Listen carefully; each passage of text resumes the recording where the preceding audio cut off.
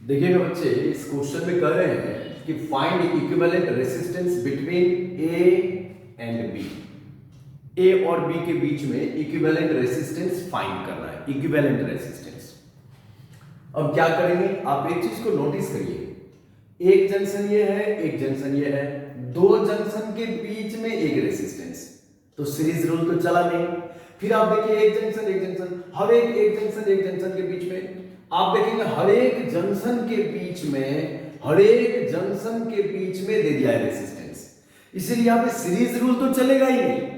Series rule में बताया था ना, एक जंक्शन से अगले जंक्शन तक जाने में रास्ते में जो जो आता है वो सीरीज में होता है। यहां पे सीरीज रूल चलेगा नहीं, यहां पे सिमेट्री कंसीडरेशन करना होता है, सिमेट्री का रूल चलता है। सिमेट्री के रूल में हम क्या करेंगे, आपको कह रहा है ए पॉइंट और बी पॉइंट के बीच में इक्विवेलेंट रेसिस्टेंस फाइंड करना है, तो आप ए पॉइंट पे करंट आई को इंटर कराओ और बी पॉइंट से आप करंट को निकालो, इधर से करंट को निकालो। अब जो करंट यहां पे आया, आप देखो कि वो जो रास्ते हैं तीनों, वो क्या आइडेंटिकल है कि नहीं है। देखो इधर अगर मैं जाता हूं तो एक रेसिस्टेंस आर, तो ऊपर भी एक रेसिस्टेंस आर।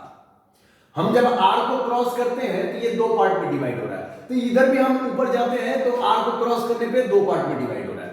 आप जरा ध्यान से दीजिए, हमें लग रहा है कि ऊपर वाला रास्ता और नीचे वाला रास्ता, माने ये पाथ और ये पाथ आइडेंटिकल है, क्योंकि यहां भी ऐसा तो यहां भी ऐसा, फिर ये भी आ रहा है ऐसे, ये भी आ रहा है ऐसे बी पे, तो ऊपर के रास्ते और नीचे के रास्ते आइडेंटिकल है। आप देखो ना, इधर आर इधर भी आर को क्रॉस करके दो पार्ट में डिवाइड हो रहा है, तो इधर भी आर को क्रॉस करके दो पार्ट में डिवाइड हो रहा है। वो जो दो पार्ट में डिवाइड हो रहा है, एक आ रहा है सेंटर को की तरफ, तो यहां भी एक जा रहा है सेंटर की तरफ, सेंटर की तरफ, एक गया हॉरिजॉन्टल, एक गया हॉरिजॉन्टल, फिर यहां से सेंटर, यहां से सेंटर, वहां से भी, यहां से भी, मतलब ऊपर वाला रास्ता और नीचे वाला रास्ता आइडेंटिकल है।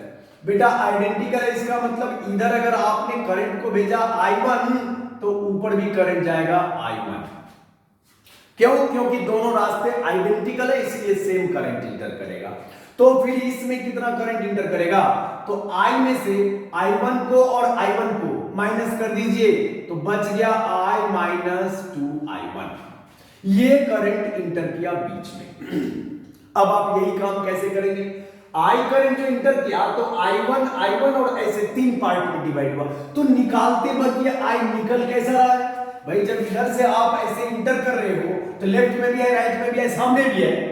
उसी तरह से अगर आप इधर से इंटर करते तो फिर से लेफ्ट में, राइट में और सामने, तो सेम वही कॉन्सेप्ट हो रहा है। यहां से I1 ही निकलेगा, यहां से I1 ही निकलेगा और यहां से I माइनस 2I1 निकलेगा। देखिए ना, आप तीनों को ऐड करिए, आपको I आ जाएगा। मतलब एक स्टेप आपको इधर से आगे बढ़ना है तो एक स्टेप आपको इधर से आगे बढ़ना है, यही तरीका है। अब आप एक बात को समझो, अगर मैं इसको कर दूं M पॉइंट और इसको कर दूं N पॉइंट, तो जरा देख लो, ये पॉइंट हमारा A है, तो VA माइनस VM को आप क्या लिखोगे, I1 R1। ठीक उसी तरह से VA माइनस VN को क्या लिखोगे, VA माइनस VN को क्या लिखोगे, फिर से I1 R1। इसका मतलब क्या हुआ भाई, यहां का पोटेंशियल VA, यहां का पोटेंशियल VA, ये दोनों सेम है। यहां भी देख रहे हैं I1 R1, यहां भी I1 R1, तो ये दोनों भी सेम है।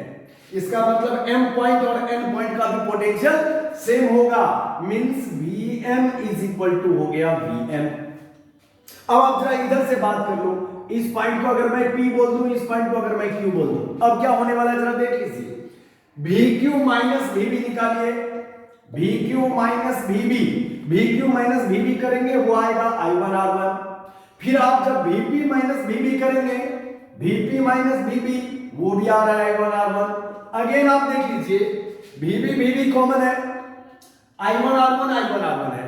यहां पे आप देख रहे हैं एक है Q एक है P, VP माइनस VQ, तो ये दोनों सेम हो जाएगा, VQ is equal to VP, माने इस पॉइंट का पोटेंशियल उस पॉइंट का पोटेंशियल सेम है।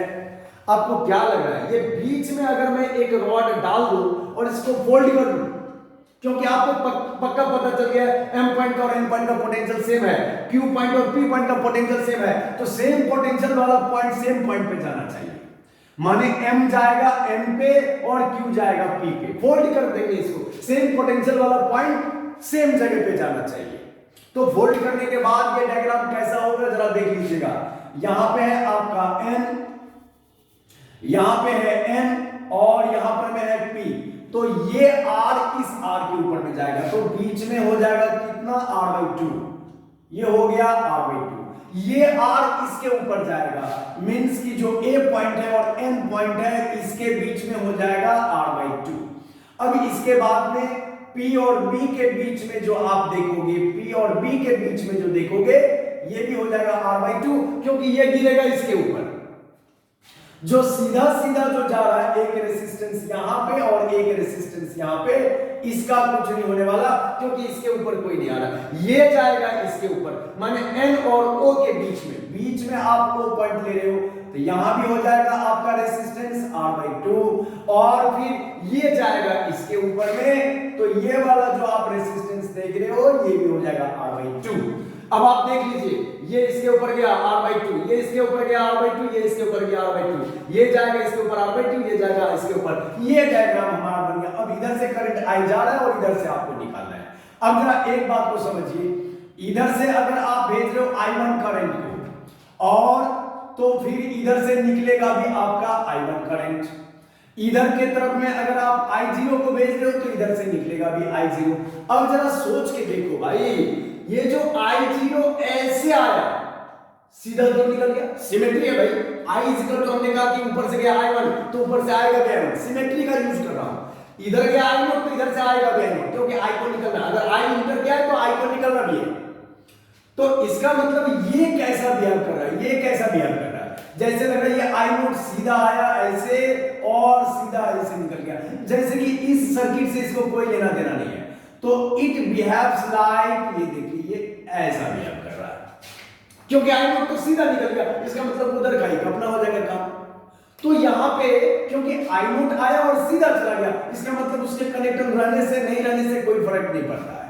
तो अब आप देखिए, ये जो हुआ r/2 r, तो ऊपर में हो जाएगा r/2 प्लस r/2 और ये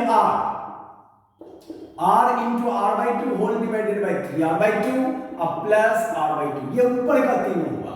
तो इसके लिए हमारा क्या आ जाएगा, जरा देख लीजिए, ये इज इक्वल टू हो जाएगा आपको r और प्लस कितना हो जाएगा r/2 कट गया r/3 मतलब 4r/3। अब ये जो 4r/3 ऊपर में आया और नीचे में 2r, तो इसी का इक्विवेलेंट हो जाएगा।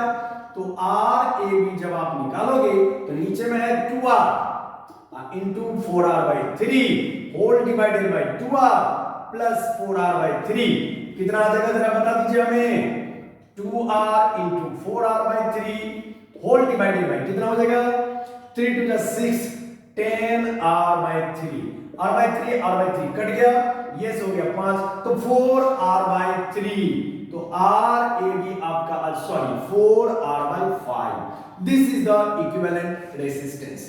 आप समझने का प्रयास करो ये सब चीजों को सिमेट्री से।